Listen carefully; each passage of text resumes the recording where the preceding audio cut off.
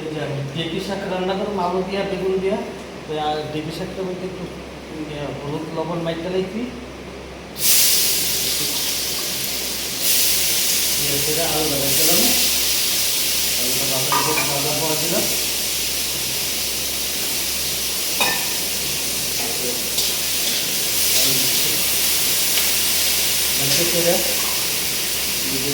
করলাম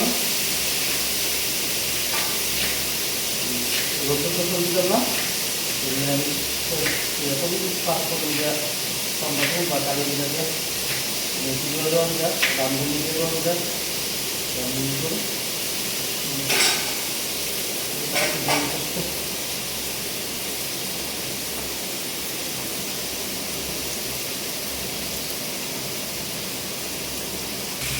এই যে আলু ভাজা বয় দিলাম। আর এদিকে দিয়ে একটা পেটালাম, আর এদিক দিয়ে মাছ দিয়ে আলু দিয়া পুডা মাছ, তারপর কাতলা মাছ আছে এই দিকে সেটা ঝিঙ্গা আলু দিয়া সবজি করুন একটা। এই যে সব কাটা হয়ে আছে আমার দেখি স্যার। আর এদিকে বেগুনটার মধ্যে হলুদ লবণ মাইকা রাখছি, বাস আলুটা মোটামুটি ভাজা হয়ে আছে গা।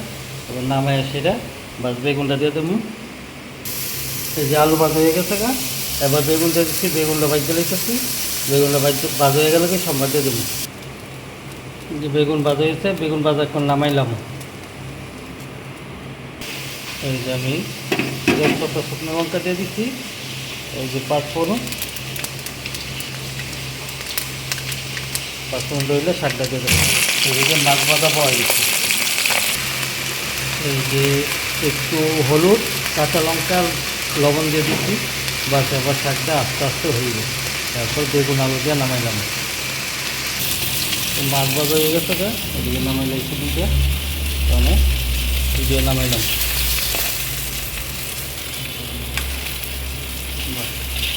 এটা নামাই সেটা ঝিঙ্গা আলুটা একটু বাইচালাম।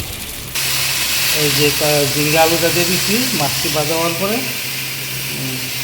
ঝিঙ্গা আলুটা হয়ে গেলে বাস এদিকে শাক হয়ে গেছে। এদিকে আবার আলুটা বেগুনটা দিয়ে দিলাম।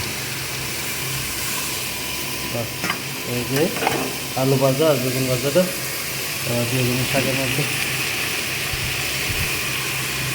হয়ে গেছে আমার শাক, তারপর নাড়া দিয়ে নামাইলাম।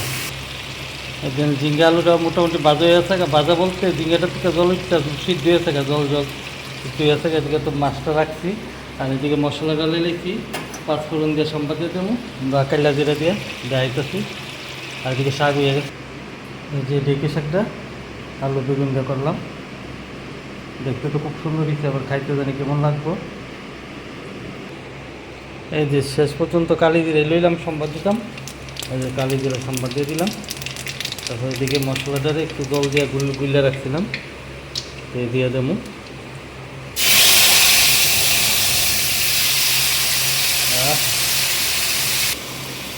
একটু ধনিয়া পাতা খেতে দিচ্ছি, ধনিয়া পাতা দিলাম।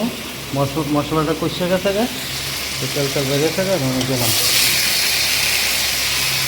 দিয়ে দিলাম। জল দিয়ে দিলাম, আর কাঁচা লঙ্কা 3-4টা দিয়ে দিতেছি আস্তে। এটা একটা কাঁচা লঙ্কাটা দিলে একটা দারুণ একটা স্মাইল আছে, মানে গন্ধ পরে দেওয়া। সিদ্ধ দিয়ে দিতেছে মোটামুটি, সিদ্ধ দিলেই নামাইলাম ধনিয়া পাতা দিয়ে।